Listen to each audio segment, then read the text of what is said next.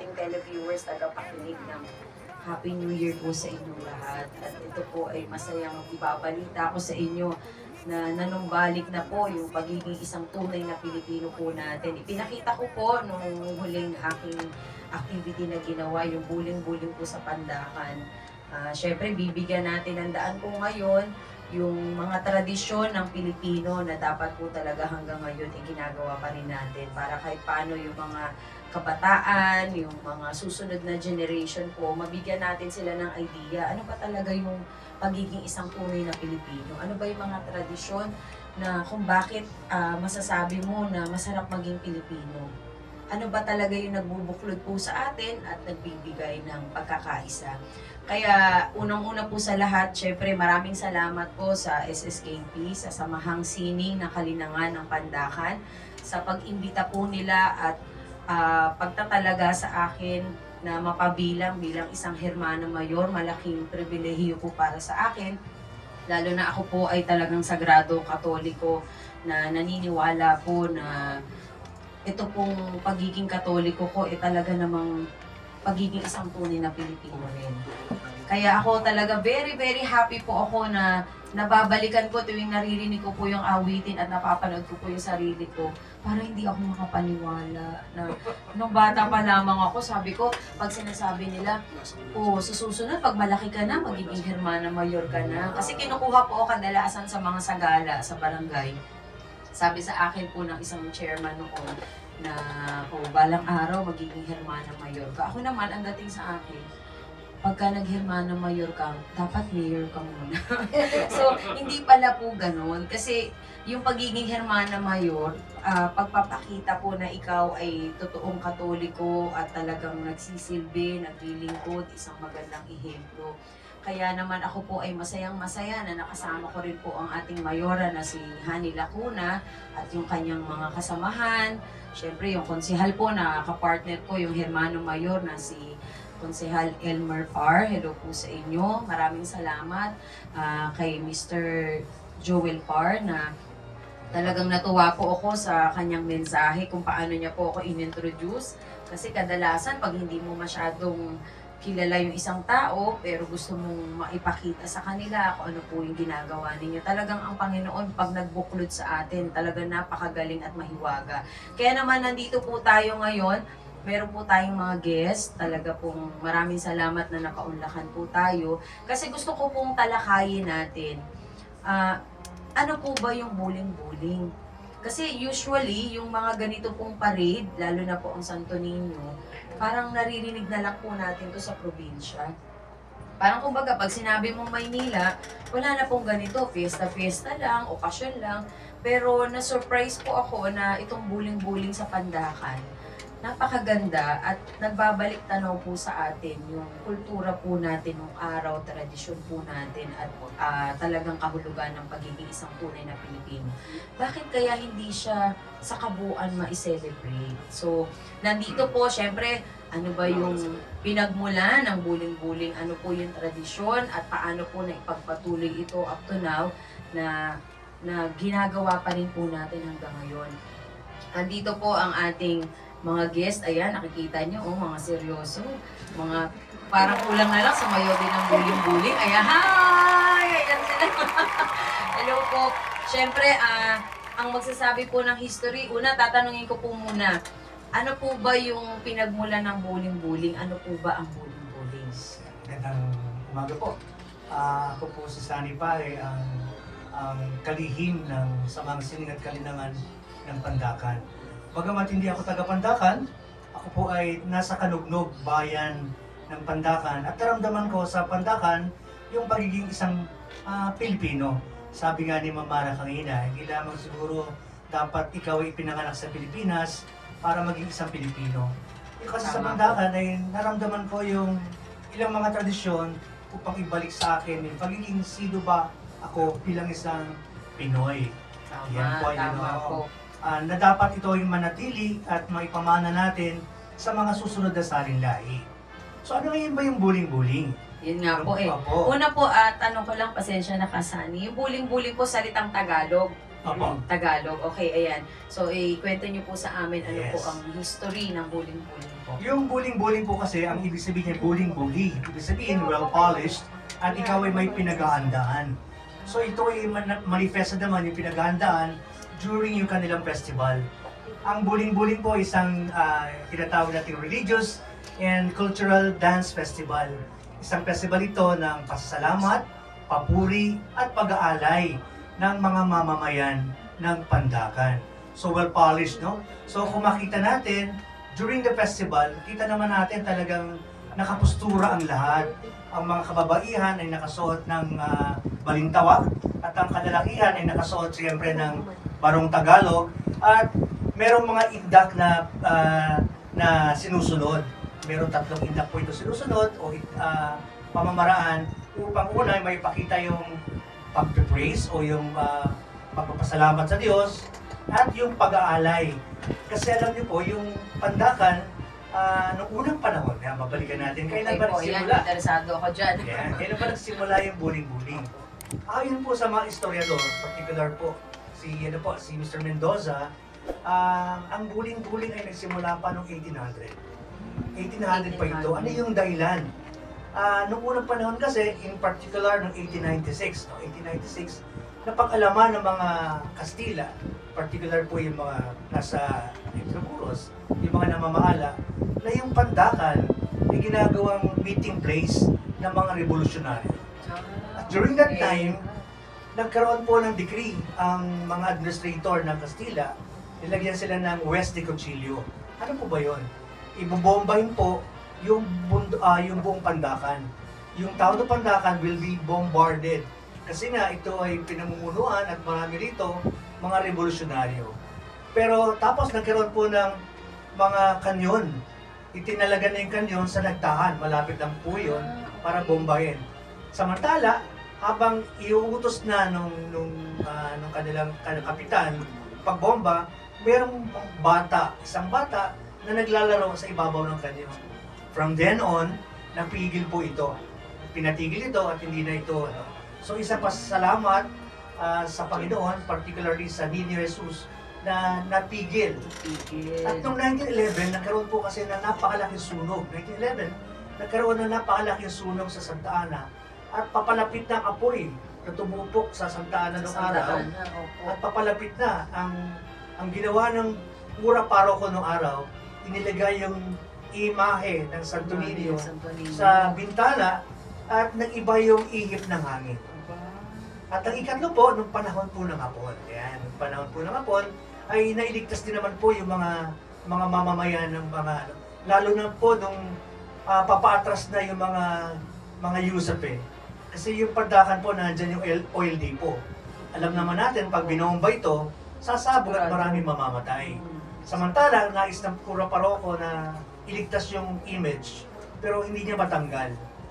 Kaya ito ay pinaniniwala na isang milagro din, gawa ng hindi po pinasabog, hindi sumabog yung mga papasabog ng Hapon, kung kaya't nailigtas din sila.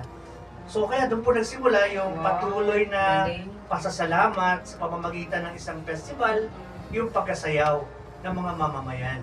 So magmula po doon, natigil lamang po yung buling-buling noong panahon ng Hapon, siyempre noong Second World War, at ito po ay muling nabuhay nung panahon po ng 70s, in particular noong 1977, sa pamamagitan po ng unang tagapangulo ng SSKP, si Ginoong Ricardo Mendoza. So nasimulan po uli ito, yung Buling-Buling Festival. So, yun pala ang history ng buling-buling. Talagang may puso. Isipin po ninyo talaga naman, syempre, katoliko ka, 90% naman sa Pilipinas, very Catholic. Kaya pala, yung pag-celebrate po nito, makasaysayan din kasi. At saka talagang nailigtas tayo, kaya talagang kailangan pala ito. Yung celebration na ito, ibahagi rin po natin sa buong Pilipinas, actually, pwede, lalo na sa buong Maynila po. So yan, narinig po natin na ganun pala kahalaga ang naging parte po sa buhay nating mga Pilipino, ang buling-buling.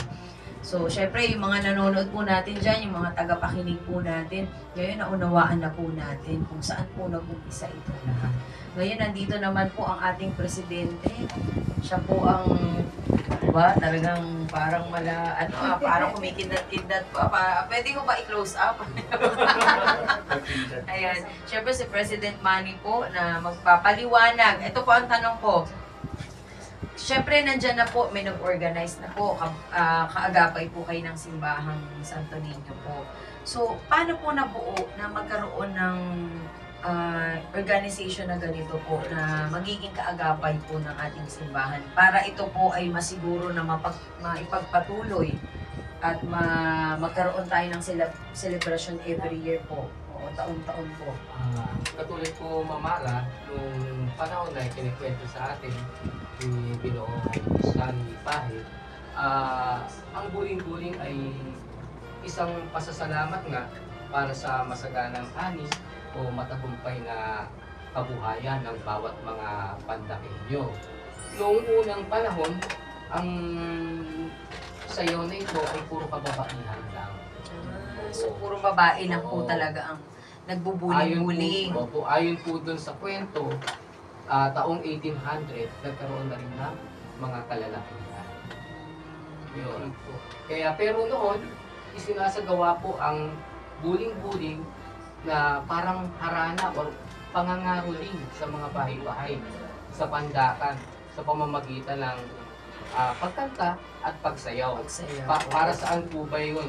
Ito ay isang fundraising para po dun sa gaganapin na kapistahan na ibinibigay ng bawat isa na kasali doon na parang kanilang donation para sa mangyayaring kapistahan. Yun. Okay. Tapos taong 19, katulad po na ay pagpatuloy ang buling-buling siguro that was 1936 or 37, mga ganun po. Pero kung pangalawang taon ng digmaan ay nahinto nga.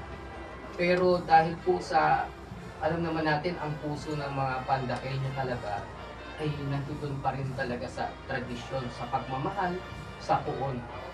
Yung kanilang tradisyon na yun ay binuhay ng isa sa mga historiador at saka guro na si Ginoong Ricardo Mendoza. Doon po nagmula ang isang parada na pinagsamahan ng iba't ibang sibiko, paaralan, kasama rin po dati ang simbahan ng Iglesia Filipina Independiente. Yun po yung At doon din po nag-umpisa ang pagkakaisa rin ng simbahang Katoliko.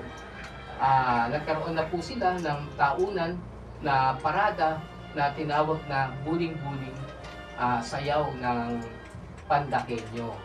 Taong 1996 ata, nung ito ay isinumite ng aming konsehala Beth Rivera, para maging isang resolusyon para maging sayaw ng Maynila. Inikilalang sayaw ng Maynila. Then, nagkaroon din po ng taon na 1997, nabuo po ang isang pagkakaisa. Ano po ba yung pagkakaisa na yun? Ito po ay pagkakaisa ng dalawang simbahan. Kasi nung unang panahon, merong kaunting hidwaan ng dalawang simbahan, ang Iglesia Filipina Independiente at ang Romano Katoliko. Tuwing po nagkikita yan, mga yan, kahit saan, ay kung hindi po nagpapaluan ng seryales, ay nagbabato. Pero meron palang ganun ng araw po, dahil po sa mga namumuno ng taong 1997, sa 1977. 1977, ay balik po yun. Pero nung taong 2007,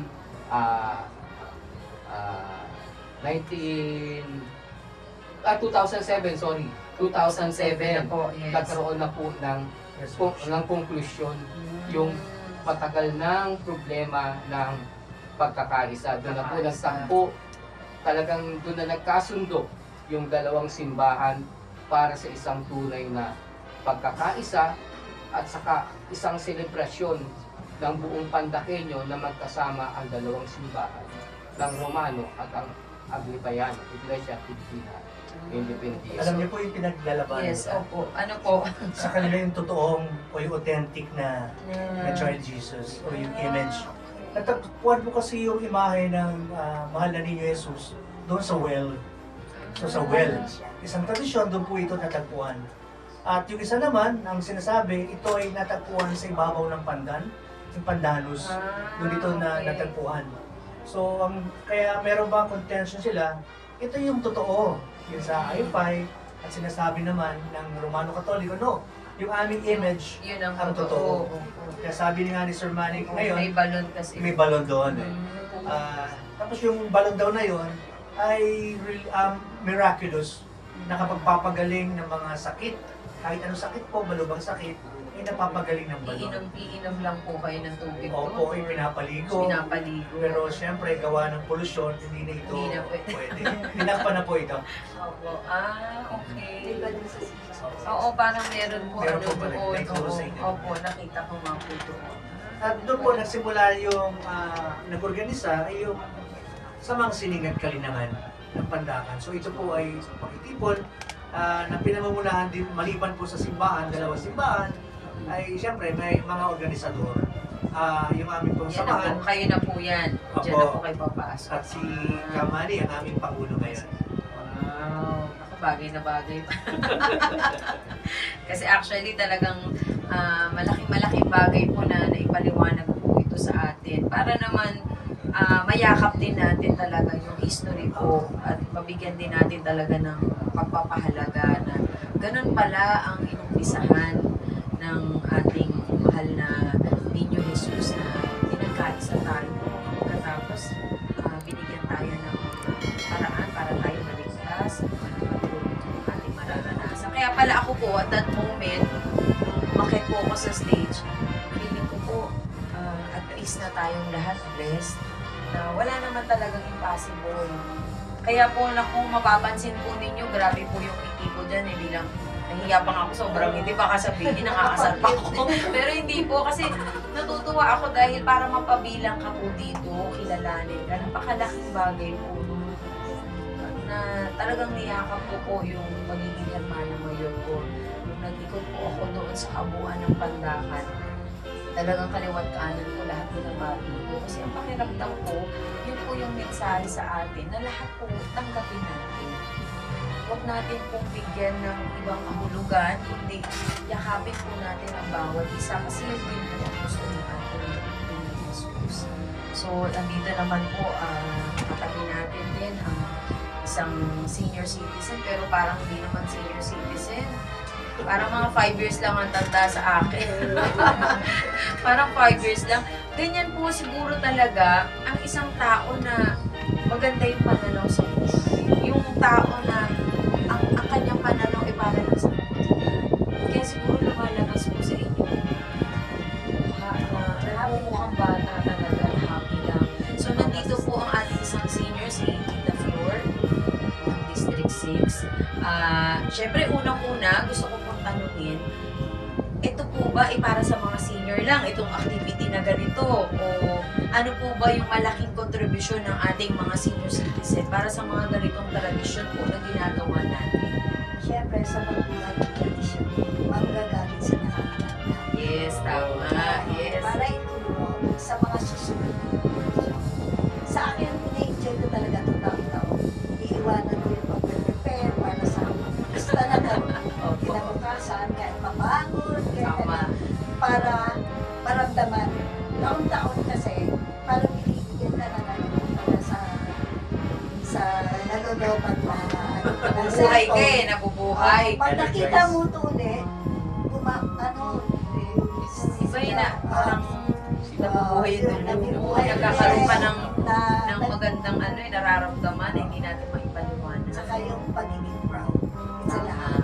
Yung proud ka na, kami lang sa buong Maynila, kami lang ang may ganito.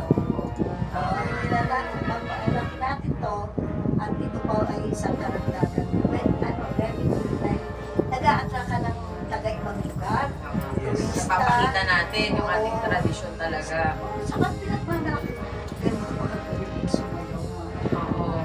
Kaya yung mga karating lugar, Talaga. ulit, oo, naiingan yung sumama. Sumama. Kaya nga ang dami pong tao na nag-participate. Ilan po ba yung tao? 30,000. Kunti pa lang yun, pandakan pa lang yun. Eh, buong Maynila, huwag ka. Baka abuti ng million sa labas. Kung sa Luneta po tayo siguro nandito.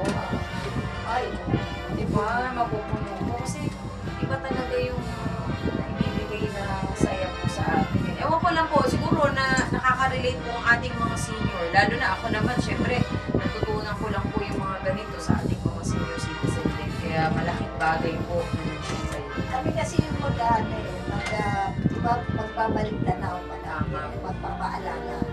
So, dapat nakikita din sa amin Sa inyo mag-uumpisa, kumbaga, pagiging excited pala. grabe nga, nagsayaw po kayo nun, paikot na gano'n, no? Ay, Hindi kayo napapagod. Hindi ko pa mararamdaman. Oo, yun nga, tama. Hindi mo Sa totoo lang po, hindi ko rin naramdaman yung pagod. Kahit na talagang tagaktak na ata yung pawis ko, pwede na ako mag-swimming pool, mag-create ng swimming pool sa sobrang pawis. Pero, baliwala po. Kasi nung nasa stage po kasi kami, dahil nga, syempre, mainit po, direkta. Kasi ako kasi naging ako mahilo po. Kasi wala po akong kahit excited kasi ako. Pero nung the moment na talagang naramdaman ko na siya, parang pumasok po sa loob ko. Wala. Ano pala? Kasi ano po yung Wala po kayong mararamdaman dito pa. Opo, tama po, wala. Opo, wala rin. Walang tubig, walang kain. Opo, lalo na po kayo kasi yung preparation po na. Ito walang tignan. Itanong po natin sa ating presidente, ano po ba ang preparation na ginagawa kapag ganito pong darating ang event ng Buling-Buling? Siyempre, napaka-una ang pagpatunayan natin sa dalawang simbahan. Simbahan ng Romano at sa simbahan ng Iglesia Catholic. Hindi lang yun. Tuloy-tuloy din po ang pakipag-ugnayan natin sa lungsod ng Maynila.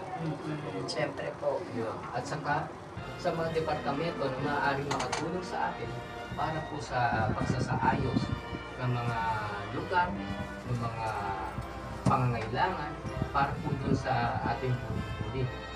At isa pa, pakipag-ugnayan din po sa mga magsasayaw. Doon sa mga sasali po na mag-join, na makiselebrate. Una, iba't ibang samahan ng mga barangay, sibiko, at paaralan. Alam niyo naman na ang buling-buling po ay hindi lang talaga pang event ng Pandakan. Ito ay pang buong distrito. Ngayon nga po, ay muli nating ibinalik ang mga simbahan na karating dito po sa atin sa ika-6 na distrito. Halos 2 simbahan po ang nag-participate.